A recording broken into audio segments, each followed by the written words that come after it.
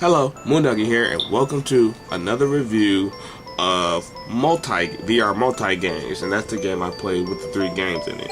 But we'll definitely get into that during the process. So without further ado, let's get in.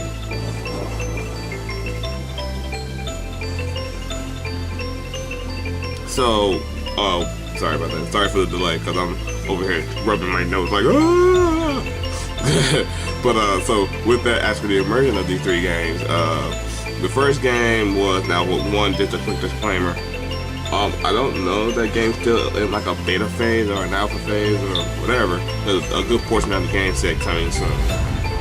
With that also said, I try my best to avoid playing a lot of early access games for VR or any real like console or PC game at that, because when you play something that's early access, you kind of become a little bit complacent, where it's like this game may never see the light of day, or even if it does eventually, it get played out, and its hype is dead, and I scratch my head as in I don't care for hype. And that's why I'm more patient with the game.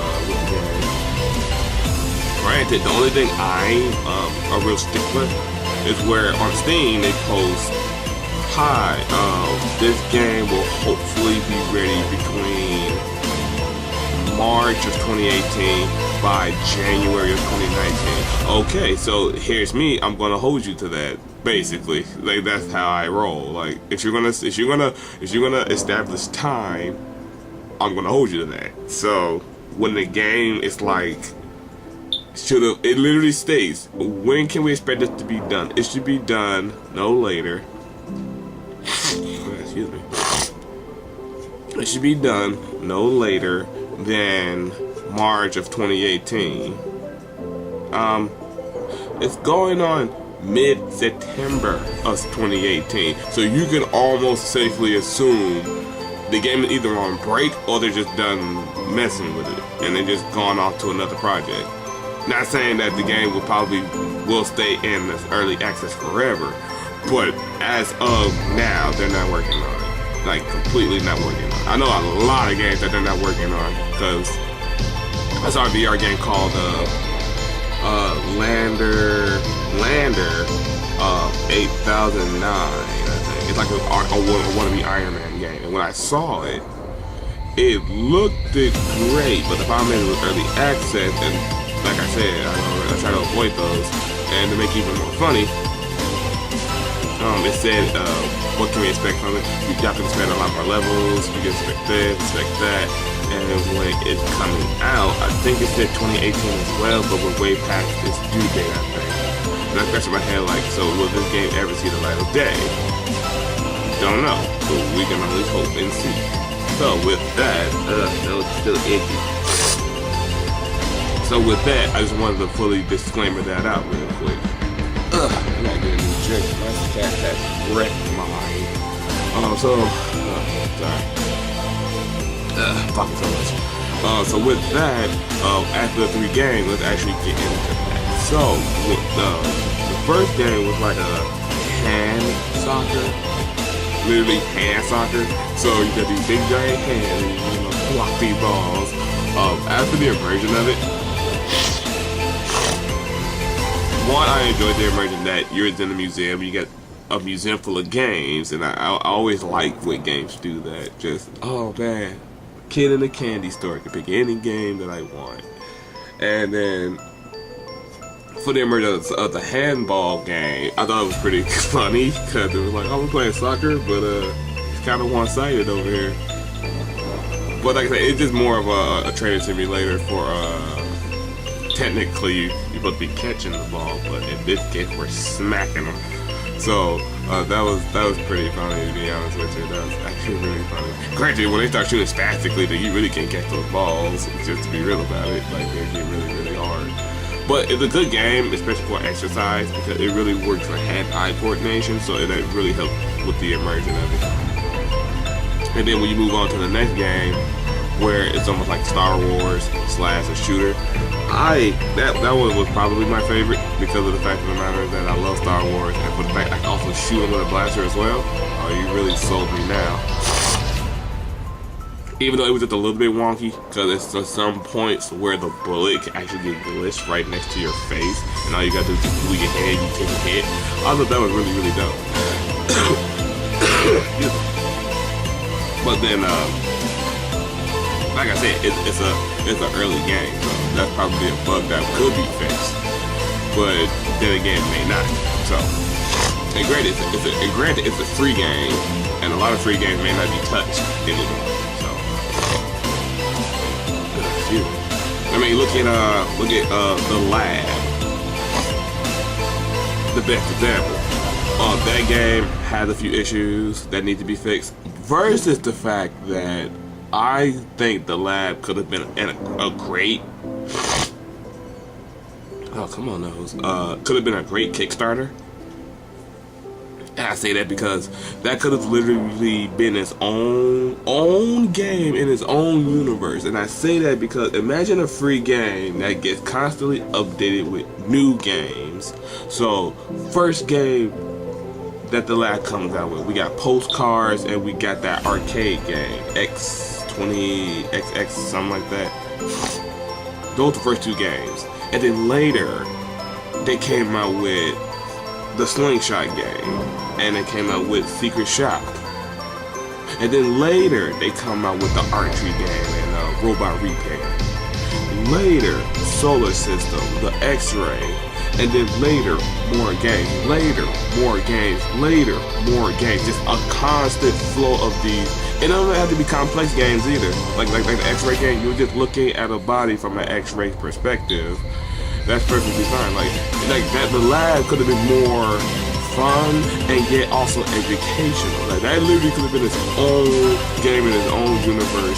You could literally take that game to any Comic Con or whatever, and just have that game there because it's universal, like very universal. And like there's no I don't think there's like no real bias when it comes to that game. Like I think everybody could say it was pretty okay. It was pretty good. So like me, I believe it was pretty good. I gave it an overall average of a C. But it wasn't like a bad C, like oh you need to do better. It just for the fact of the matter is that the game has potential, but sadly enough that's all it's gonna have is potential. So that's why we come back to this game and I never got to the last game. The last game was archery. And like I said, I love archery, so I enjoyed playing that game. Granted, I had to deduct a few points because the game crashed. I expected this much because, like I said, it's just a game. Probably not even in its finishing stages.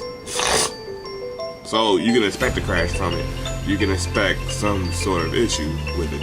So as the games as a whole, the immersion was good because I like the space they put you in at each level. The best space was the archery level. The best game was Star Wars. So that's my take on that one. But other than that, the immersion was okay. So now as for the gameplay of it, with the gameplay mechanics were like obviously simple because the handball, you just try to dodge accordingly. You kind of like your voice controls are an extension of your hand, so you just gotta move your hand according to where the ball goes. Granted, it's a little bit inaccurate because you can move your hand here, but the ball can literally like you can block the cannon just like this, block the cannon just like this. But the cannon can play a joke and shoot just enough to miss your hand or just enough to fly over your hand. But you don't know because you're blocking the cannon. So you don't know. So that's actually really, really clever. The Star Wars game, obviously you can deflect bullets, you can shoot at them. That was like really the most basic and most standard in this game. And then that's the archery one. You can move and swap your enemies with the bow. Not a lot of games incorporate that. So that's like something interesting that Multigames delivers. An archery game where you actually smack your enemies with the bow, shoot them. All they really needed now was some different bows, and we would have had an actual game going on now. So I kind of, like, you can see when I'm starting to see me when I did the last review, when I was really talking about archery games and as a separate genre, where even though All Might is just another archery game, yes, but what does this one deliver? That's what I was trying to really see, and this one delivers something really, really different, really unique, and you can only hope that the developers use some of the uniqueness in their later video games. Doubtful, but you can only pray. So, with that, everybody, as for the gameplay, as a whole, it was actually pretty well standard, and it was really well done. So, we can all say that was really good. So now we move on to our context. Obviously, the context was it's really like what's the game terminology? Would be an expert at this failure. Well, no, like the game terminology, it's like one of those a game within a game. So you're in one space, but this space is going to allow you to travel to 20 other spaces to play a game, just like the lab.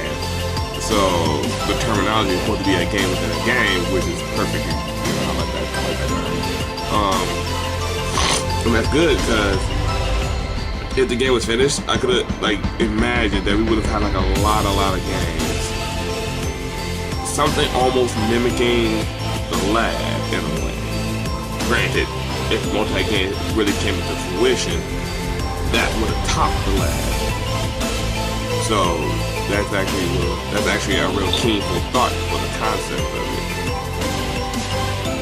So other than that, I kind of wish the game was finished, because then it'll have a stronger viewpoint. But as it stands right now, that it may never see the light of day. Sadly, that's all for its concept, because that's all it really is. So, like I said, museum, game within a game, but then, like I said, what's after 3 games and everything, other game is coming soon, probably never. That's all we can really say about it, so sad to say. And now we move on to overall. Now, overall is where would I replay this game? Would you replay this game? So, personally for me, I'll keep it on the back burner, that I would say. Now, I'll keep it on the back burner for the reason that I did enjoy the Star Wars game and I did enjoy the archery game, and it was unique for its own game. So that's something I would keep on the back burner. Something may come up and top it. I know they got a game called Light Blade, which I do have. I just haven't had a chance to play it yet. What's the word I want to say? They got other similar lightsaber games that I really want to check them out too, to compare it to this game. And if those top it, that's a slash on Multigames, and if an archery game tops what that one did, that's a slash on that. And guess what? Alright, Multigames get thrown to the back. So that's kind of sad to say. I may sound dickish about it, but that's just the way it is. So playability is it's varying. For you guys, like I said, if y'all can't afford the games, this is a good game to play. Look out for crashes though. So I really hope this review was helpful to any of you who decide to get this game when you get the HTC Vive. And with that, everybody, thank you all for watching, and please continue on watching. And as always, I'll see all of you when the next moon rises.